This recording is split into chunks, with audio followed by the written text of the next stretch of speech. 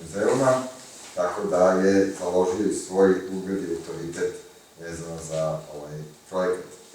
Evo da predstavimo Cvetina Kovačeva ukratko, mada on sad također snima, ja ću reći neku rečenica o njemu. Znači, kolega Cvetin Kovačev je podpredsjednik World Diaspora and Minorities Organization, znači je iz Bugarski državljanin, puno pomaže u ovim projektima.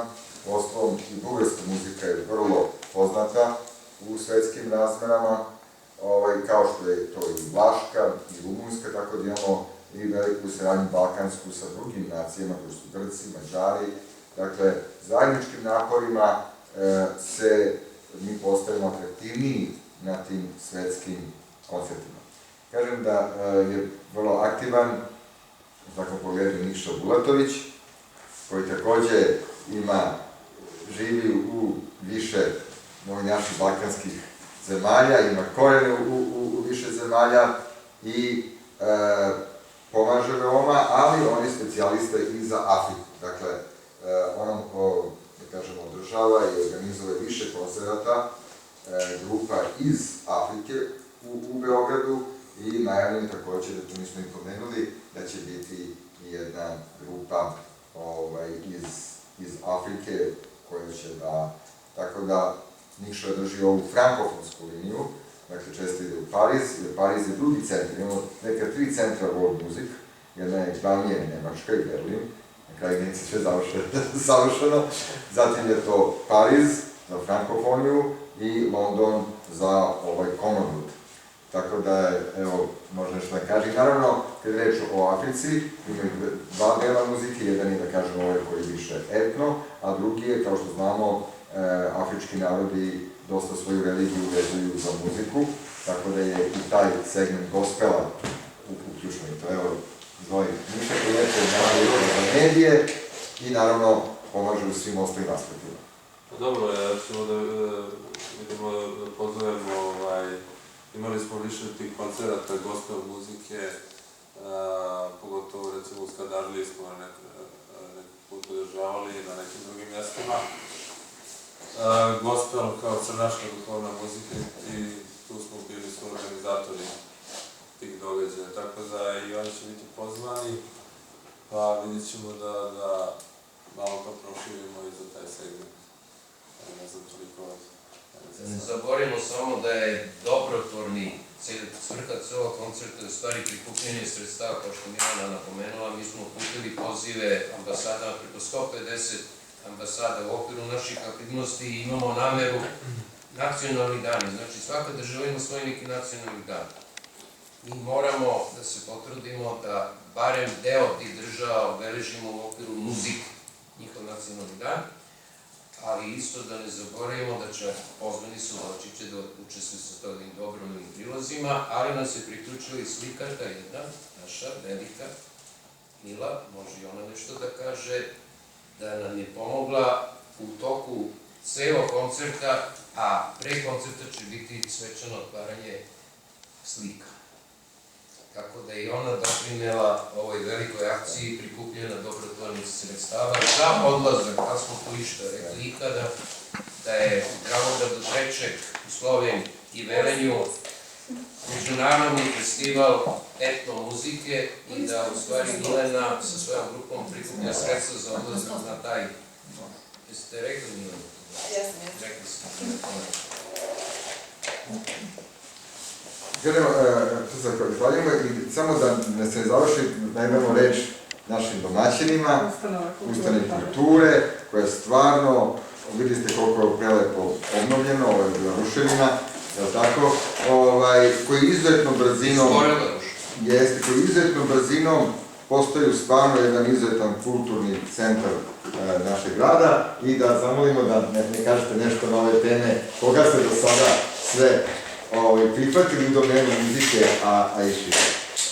Evo, u Ustanove kulture Palilula, ja sam koordinator ustanove, da kažem da Ustanova kulture Palilula, iako kako je osnovana od strane gradske opštine Palilula, ovakvim ustupanjem prostora i promovisanjem raznih udruženja nastoji da izađe iz okvira opštine opštine, čak iz okvira grada, zahvaljujući ovakvom World Music Festivalu.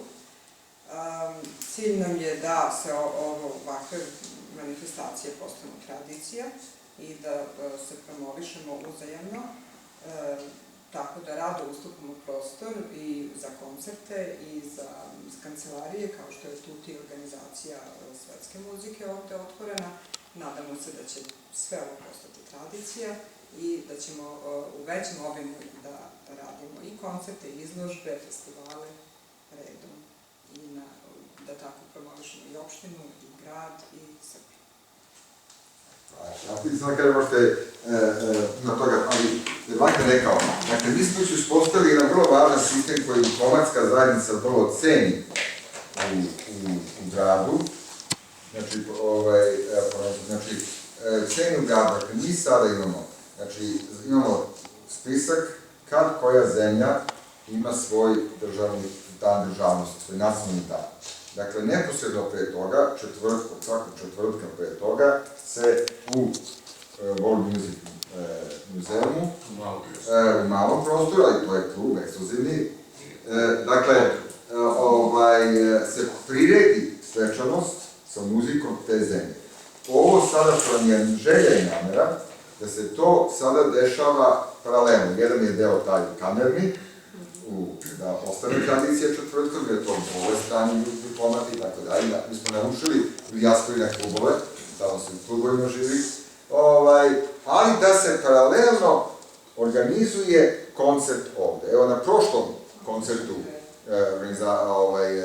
World Music Centra je bilo 10 ambasadora. Oni su bili fascinirani. Ja sam gledao ambasadorku Danske, pošto je posle koncerta su naravno trubači izašli napolje po hodnicima, to je čitao ovaj kraj bio kreštao od muzike. Oni su bili fascinirani, oni su ovi njihovi šefovi kabineta obizdenja ne bude ih od ruku kuće, bila ambasadorka Meksika, ambasadorka Norveške, ambasadorka, znači jednostavno mi očekujem i ovog puta, dakle, Beograd time čini jedan lep gest prema međunarodnoj zajednici, pokazuje da je tolerantna sredina i vrlo je važno da to bude i tako shvaćeno i podržano. Postoji još jedna, mi srađujemo sa još jednom ekipom sa Novog Beograda, koji već to rade. Imali smo, znači, veče Meksika, Brazila, Australije i tako dalje, ali to je vrlo daleko, jedan mali prostor. Ovo će biti takođe značajno da bude i kažem to će biće predstavljeni, kao što rekla naša slikarka, to je takođe kombinacija Crna i Nova Srbija i bit će, pošto ove godine na sajmu knjiga neće biti štanda Ministarstva dijaspore, jer nema još uvijek stvari za dijasporu, mi ćemo ovog puta predstaviti na štandovima i izdavaštvo od ove godine, dijasporsko izdavaštvo, znači i po liniji srpske dijaspore, ali i po liniji manjine imat ćemo i te štandove izdavaštva, tako da to bude jedan festival sveukupnog stvaralaštva dijaspore i manjine. Ima neko pitanje ili da još neko? Ne, ne. Rekli ste da je svrha koncerta prikupljanja sredstava za, to nisam razumela. Znači, da li se plaća ulaz? Ne, to je mnogo važno.